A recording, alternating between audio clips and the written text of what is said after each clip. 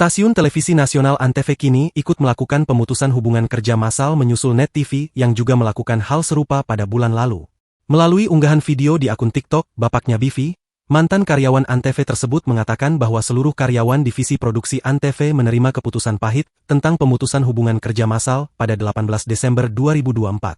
PHK massal tersebut bahkan tidak menyisakan karyawan satu orang pun.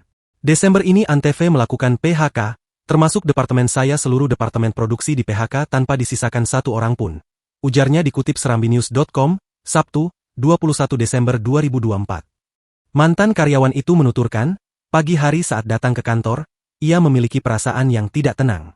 Mereka kemudian dikumpulkan dalam satu ruangan oleh Human Capital Department untuk mendengarkan kabar PHK besar-besaran. Kami mendengarkan seluruh divisi produksi di PHK, sambungnya.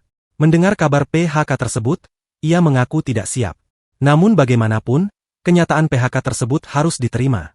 Terima kasih Antv, kami pamit. Pungkasnya di akhir pernyataan.